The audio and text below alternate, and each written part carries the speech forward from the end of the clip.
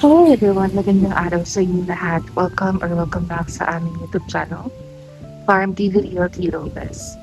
This is Luis, one of your site locators today.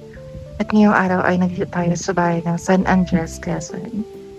Meron tayong property na isa site na may sukat or lawak na 2 hectares o 2 hektarya. So ang property is nasa 7 kilometers ang layo from the town proper of San Andres. So sorry guys. Medyo maingay natin. Nasa tabi tayo mismo ng kalsada. But yung property is hindi katabi mismo ng kalsada. So, ito na yung bungad or yung papasukan para makarating sa property. This is the right of way. Ang right of way ay mga nasa 27 meters long. So, from here sa kalsada, 27 meters long. Tapos, 6 meters wide. So, kayang pasukin ng mga truck, mga ganun. Alright. And again, ito yung kalsada ng San Andres. So, tara. Pasukin natin ng property.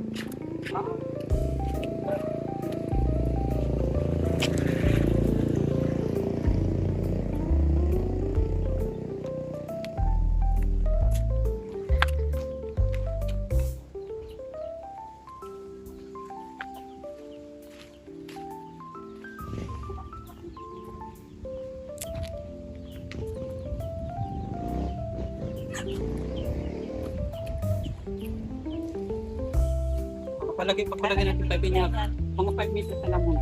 Tayo. Yan na daw, pag ganun, ang boundary ay tapa. Yung ano,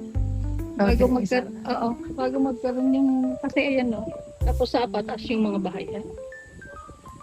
Pwedeng maglakad dito. Oo, okay. Oo, 27 meters long. Okay. Mula doon, hanggang doon. 25 ano? Bago na. Sinukat na kami. Okay. Doon ang... Ay. Yes, ito yung property mismo. Malapit lang pala. Higit na lang karya to eh. Malapit na yung dagat.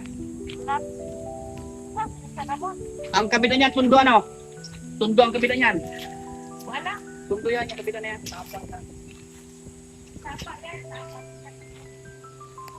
And yung boundary daw dito sa part nito is sapa. As you can see guys, ano siya, 100% na flat land.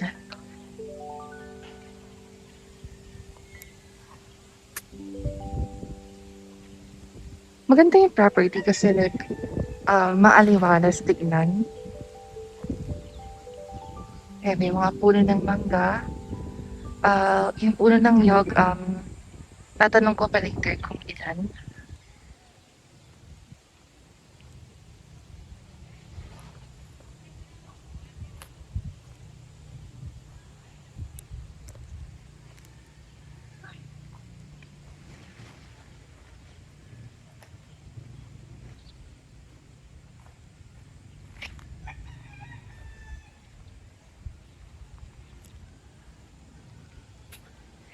Ang sabi rin sa akin ay malapit na rin to sa dagat.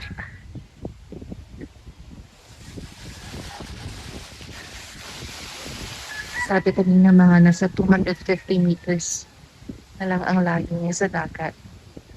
Bali papunta pa doon yung property. Yan.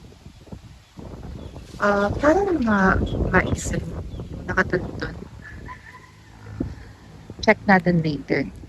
So hanggang dyan yung yung pinaka boundary niya sa bayan.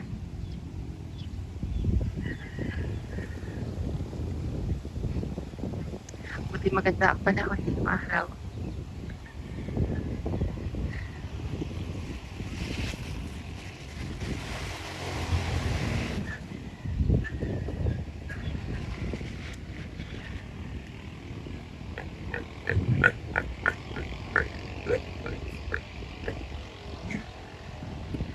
Ay, hindi pala ito puno ng mangga. Akala ko, mangga ba ito? Wait lang. Ay, oo nga. Mangga nga siya. Akala ko hindi. Nalito na ako.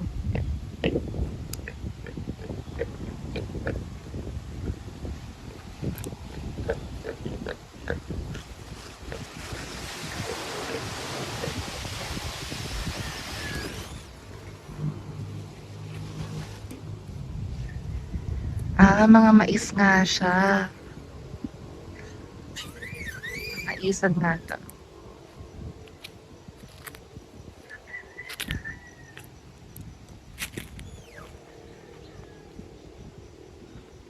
Ang cute naman, may mangga sa gitna ng maisan.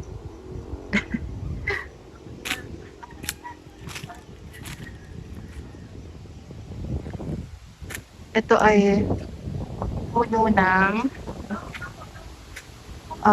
kamansi. I think kamansi ito. If you're familiar guys sa kamansi, yung mukha siyang jackfruit.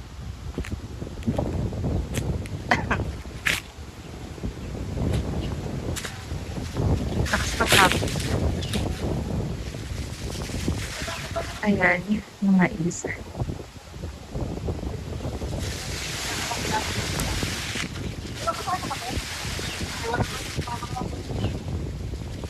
Pwedeng iniwan ko lang maliit na.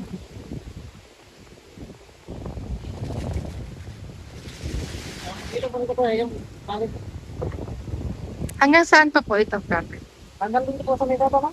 Sa may sapa po doon. Opo. Yung Yung mulawin na yun po, yung malaking kahoy. Saka yung kawayan na yun po, sako po yun. Ito po.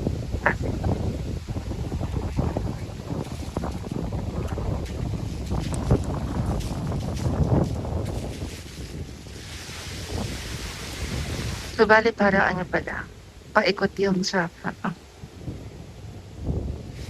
Yan, kasi may sapa pa rin daw siya. Tapos ito rin sa gilid is sapa. Kasama yung tinuro ko kanina. So, parang paikot pala siya.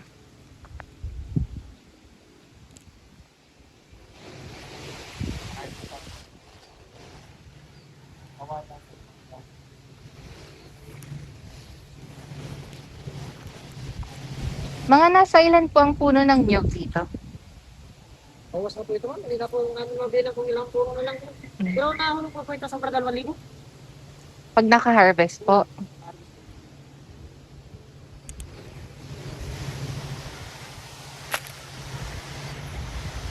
Ayun guys. So, sabi nung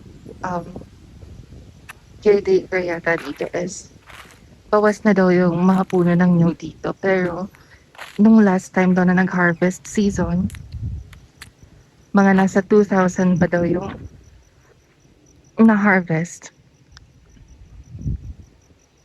Yeah, actually, kita naman na like medyo malalayo yung pagitan ng mga puno ng niyog.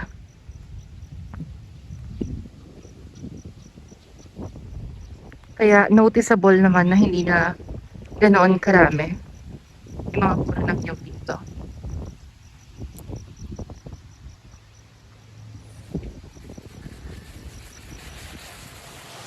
Pero yeah, ang masasabi ko lang din is maganda yung location ng property kasi nga halos katabi lang mismo ng kalsada. Nasa 27 meters lang yung pagitan niya sa kalsada. Eh yung right of way niya is may, nasa 6 meters yung lapad. So, kayang-kayang pasukin ng mga truck.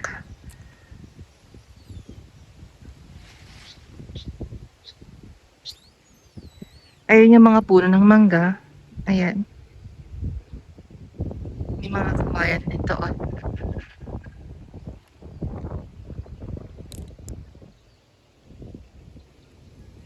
And malapit lang din siya sa town proper ng San Andres. 7 kilometers lang.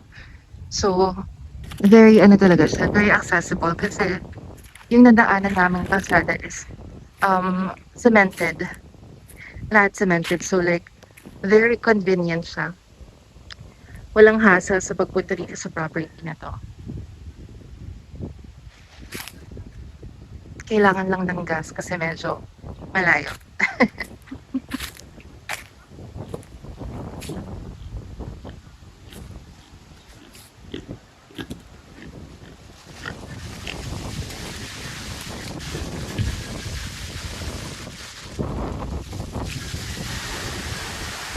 Okay guys, if you have any questions or any inquiries, please do not hesitate to contact us via phone numbers on the upper right side of the video. Again, this is Louis, one of your site locators today. Thank you so much and see you on our next vlog. Bye!